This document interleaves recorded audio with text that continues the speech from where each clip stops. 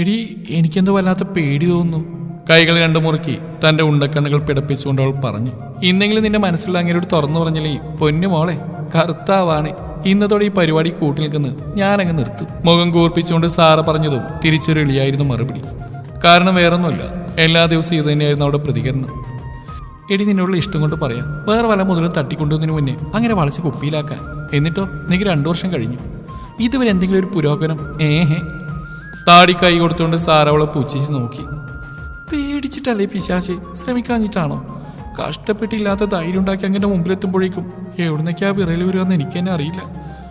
എങ്ങനെയാണ് നിനക്ക് ഇതുപോലൊരു മുതലിന് ഇച്ഛാനായി കിട്ടിയേ? ദയനീയമായി സാറയെ നോക്കിക്കൊണ്ട് അവൾ പറഞ്ഞു.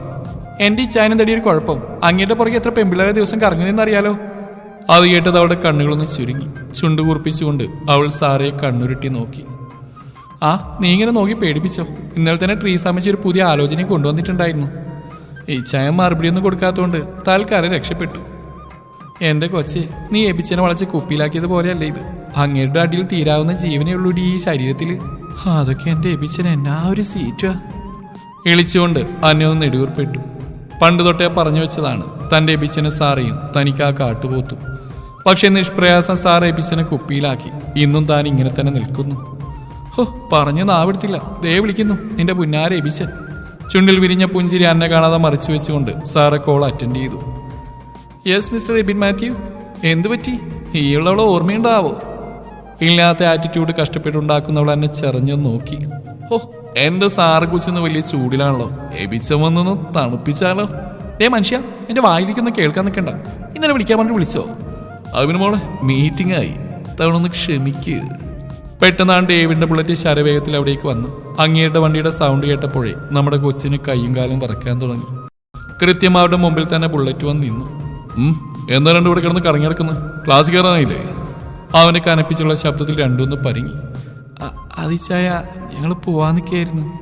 സാറിളിയോടെ പറഞ്ഞുകൊണ്ട് ഒളി കണ്ടിട്ട് അന്നയെ നോക്കി പതിയെ അവിടുന്ന് വലിഞ്ഞു. ഇനി നിന്നോട് പ്രത്യേകം പറയണോ? തനിൽ തറഞ്ഞു നിൽക്കുന്ന അന്നയെ അവനൊന്ന് അടിമുടി നോക്കി. എന്നാൽ അന്ന അതൊന്നും കേട്ടില്ലെന്നാണ് സത്യം. അവന്റെ വിടർന്ന കുഞ്ഞു കണ്ണുകളിലും വെട്ടിയൊതുക്കിയ താടിയിലും ആ ചുണ്ടുകളിലും അവളുടെ കണ്ണുകൾ ഓടി നടന്നു. സ്വയം മറന്ന അവൾ അവനെ തന്നെ നോക്കി നിന്നു. പെട്ടെന്നുള്ള അവന്റെ ശബ്ദത്തിൽ അവളൊന്ന് ഞെട്ടിപ്പോയി. അത് പിന്നെ എനിക്കൊരു കാര്യം പറയാൻ. അന്ന ഇല്ലാത്ത ധൈര്യം ഉണ്ടാക്കി ഉമിനീരിറക്കിക്കൊണ്ട് പതിയെ പറഞ്ഞു. എനിക്ക് ചാന ഇഷ്ടം. ഇന്നോ നിലയെ തുടങ്ങിയല്ല, ശരിക്കും ഇഷ്ടം. പതിഞ്ഞ ശബ്ദത്തിൽ വിക്കലോട് ഒറ്റ ശ്വാസത്തിൽ പറഞ്ഞു നിർത്തുമ്പോൾ അന്ന കണ്ണുകൾ ഇറുക്കി അടച്ചിരുന്നു. ഒരു നിമിഷം അവന്റെ കണ്ണുകൾ ആ അടഞ്ഞ കണ്ണിലേക്കും വിറക്കുന്ന ചുണ്ടിലേക്കും തെന്നിമാറി. അനക്കമൊന്നും കേൾക്കാതായപ്പോൾ അന്ന പതിയെ കണ്ണുകൾ തുറന്നു നോക്കി. തന്നെ ഉറ്റുനോക്കി നിൽക്കുന്നവനെ കാണുകെ ചുറ്റുമുള്ളതെല്ലാം ഒരു നിമിഷം അവൾ മറന്നുപോയി. പതിയെ അവനിലേക്ക് നീങ്ങി നിന്നു. അവന്റെ വിയർപ്പും പെർഫ്യൂമും കലർന്ന സ്മെൽ അവളുടെ നാസികയിലേക്ക് തുളഞ്ഞു കയറി. മറുത്തൊന്നും ചിന്തിക്കാതെ നിമിഷ നേരം കൊണ്ട് ആ ചുണ്ടുകൾ അവൾ സ്വന്തമാക്കിയിരുന്നു. കർത്താവേ! തലയിൽ കൈവച്ച് സാറ മരത്തിലേക്ക് ചാരി നിന്നു. അവളുടെ വിറയാർന്ന നനുത്ത ചുണ്ടുകൾ അവനിൽ പതിഞ്ഞതും അറിയാതെ അവനും കണ്ണുകൾ അടച്ചുപോയി. ഇരു കണ്ണുകളും അടച്ച് അവന്റെ ചുണ്ടുകൾ അവൾ പതിയെ നുകർന്നു. ഏതോ നിമിഷം അവളുടെ ചുണ്ടുകളുടെ മൃദുലതയിൽ അടിമപ്പെട്ടുകൊണ്ട് അവൻ അരയിലൂടെ അവളെ തന്നിലേക്ക് അടുപ്പിച്ച് പിടിച്ച് തിരികെ ചുംബിച്ചു പോയിരുന്നു. പെട്ടെന്നാണ് താൻ എന്താണ് ചെയ്യുന്നതെന്ന ബോധം അവരിൽ വന്ന് നിമിഷ നേരം കൊണ്ട് അവളെ വലിച്ചു മാറ്റി. കവിളിൽ അവന്റെ കൈകൾ പതിഞ്ഞു. കണ്ണുകൾ നിറച്ച് തന്നെ നോക്കി നിൽക്കുന്നവളെ വകവെക്കാതെ ബുള്ളറ്റ് എടുത്തുകൊണ്ട് അവൻ ശരവേഗത്തിൽ പാഞ്ഞു. എടി അന്നേ! കവിളിൽ കൈവച്ചുകൊണ്ട് തറഞ്ഞു നിൽക്കുന്ന അന്നയെ കുലുക്കി വിളിച്ചുകൊണ്ട് സാറ ആർത്തു. ഒന്ന് പതിയെ ആർക്കടി പിശാശേ! അത് പിന്നെ ഞാൻ വിചാരിച്ചു നിന്നൽപ്പിൽ നീ അങ്ങ് തീർന്നെന്ന്. എന്നാലും എന്റെ മോളെ എന്ത് ധൈര്യത്തിലടി നീ അങ്ങനെ കയറി ഉമ്മോച്ച്. എന്തായാലും കൊള്ളായിരുന്നു കേട്ടോ, അടിപൊളി. സാറ നാണത്തോടെ നങ്കടിച്ചു. എന്നാലും എന്നെ അടി അങ്ങേര് അടിച്ച്. നെടുവീർപ്പോടെ എന്നെ കവിളിൽ കൈവച്ചു. ആ സംഭവത്തിന് ശേഷം അന്നം പരമാവധി അവനിൽ നിന്ന് ഒഴിഞ്ഞു നടന്നു. എപ്പോഴും കയറി നിറങ്ങുന്ന മാളിയക്കൽ വീട്ടിലേക്ക് അന്ന പിന്നീട് പോവാതെയായി. എന്നാൽ അവനെ കാണുമ്പോഴൊക്കെ മനസ്സ് കിടന്ന് പിടക്കുന്ന അവളിലൊരു തരം ദേഷ്യവും വാശിയും നിറച്ചു. സംഭവ ബഹുലമായ ഡിഗ്രി പഠനത്തിന് ശേഷം ഇനി എന്തെന്ന് ആലോചിച്ച് നിൽക്കവേ ഡേവിൽ നിന്നൊരു മോചനം എന്നുകൊണ്ട് മാത്രം അന്ന പുറത്തുപോയി പഠിക്കാൻ തീരുമാനിച്ചു.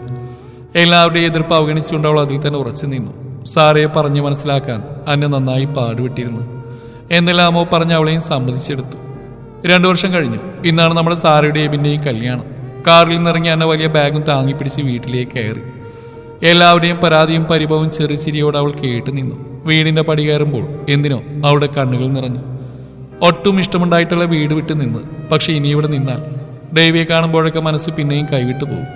അതുകൊണ്ട് തന്നെയാണ് വെക്കേഷൻ സമയത്ത് പോലും ഓരോ പ്രൊജക്റ്റും മറ്റും പറഞ്ഞ് വരാതിരുന്നത്. കാലങ്ങൾക്ക് ശേഷം മാളിയേക്കൽ വീട്ടിലേക്ക് കയറുമ്പോൾ അവളുടെ മനസ്സിപ്പോഴും പഴയതുപോലെ തന്നെ അവനിലേക്ക് വഴുതി. സ്വയം മനസ്സിനെ ശാസിച്ചുകൊണ്ട് അവൾ ഉള്ളിലേക്ക് കയറി. അവിടെയും ഇത്രയും നാൾ വരാതിരുന്നതിന്റെ പരാതിയും പരിഭവമായിരുന്നു. ഒരു വിധത്തിൽ എല്ലാവരെയും ഒതുക്കി നിർത്തിക്കൊണ്ട് അന്ന സാറയെ കാണാനായി മുകളിലേക്ക് കയറി. സാറാമേ, മുറിയിലേക്ക് തലയിട്ടുകൊണ്ട് കൊഞ്ചലോടെ വിളിച്ചു. ഓ, ചത്തിട്ടില്ല അല്ലേടി? സാറ് തിരിച്ച് ഒരു ലോഡ് പുച്ഛം വിതറി. ഒരു വിധത്തിൽ കാര്യങ്ങളെല്ലാം പറഞ്ഞാൽ അവളെയും സമാധാനിപ്പിച്ചെടുത്തു. എല്ലാം കേട്ടതും സാറ് കുറച്ചൊന്ന് അയഞ്ഞു. ആ വാശിയൊന്ന് കളഞ്ഞ് ഒന്നുകൂടെ ശ്രമിച്ചാലേ ഇപ്പൊ നമുക്ക് ഒരുമിച്ച് പള്ളിയിലേക്ക് പോവായിരുന്നു, മനസ്സമ്മതത്തിന്. സാറെന്ന് വിശ്വാസത്തോടെ പറഞ്ഞു. എന്തിനാടി? ഞാനെല്ലാം വിട്ടു. അങ്ങേർക്കില്ലാത്ത ഇഷ്ടം കഷ്ടപ്പെട്ട് ഉണ്ടാക്കുന്നത് എന്നെ കൊണ്ട് കഴിയില്ല. അത് വിട്, നീ റെഡിയായി വാ, ഞാൻ താഴേക്കില്ലട്ടെ. അന്ന മുറി വിട്ട് പുറത്തേക്ക് ഇറങ്ങി. ഡേവിയുടെ റൂമിന് മുമ്പിലെത്തിയപ്പോൾ എന്തോ ഉള്ളിൽ കയറാനൊരു മോഹം. അവനുള്ളിലുണ്ടാവില്ലെന്ന ധൈര്യത്തിൽ രണ്ടും കൽപ്പിച്ച് പതിയെ ഉള്ളിലേക്ക് കയറി അവളെയും പൊക്കി ദേവി നിമിഷ നേരം കൊണ്ട് ചുമരിലേക്ക് ചേർന്ന് നിന്നു.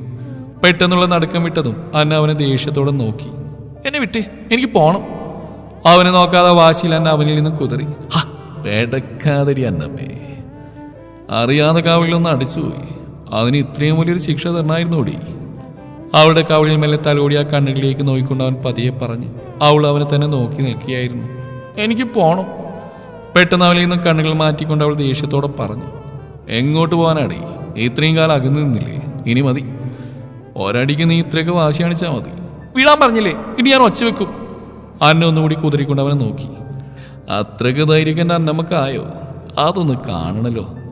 ഡേവിയുടെ കളിയാക്കൽ കൂടി കേട്ടതും അന്നയുടെ കണ്ണുകൾ കൂർത്തു വന്നു. അവൾ അവനെ നോക്കിക്കൊണ്ട് അലറി വിളിക്കാനായി വായ തുറന്ന നിമിഷം തന്നെ ദേവി അവൻ്റെ ചുണ്ടുകളാൽ അവളുടെ ചുണ്ടുകൾ തടഞ്ഞിരുന്നു. ഒരു നിമിഷം അന്ന തരിച്ചു നിന്നുപോയി. പിന്നീട് അവൾ പോലും അറിയാതെ അതിൽ ലയിച്ചു പോയി.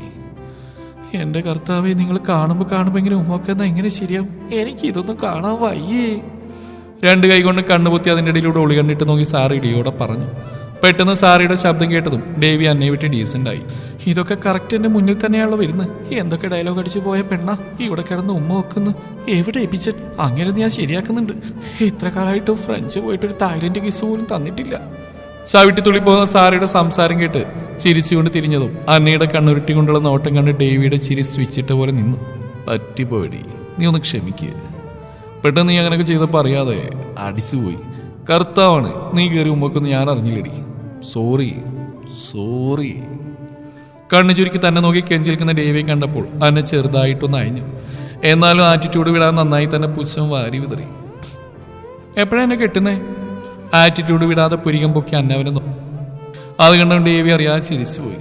അടിയൻ എത്രയും പെട്ടെന്ന് കെട്ടിക്കോളാമേ, അവളെ വലിച്ചടുപ്പിച്ചുകൊണ്ട് പറഞ്ഞതും അന്നയും ചിരിച്ചുപോയി.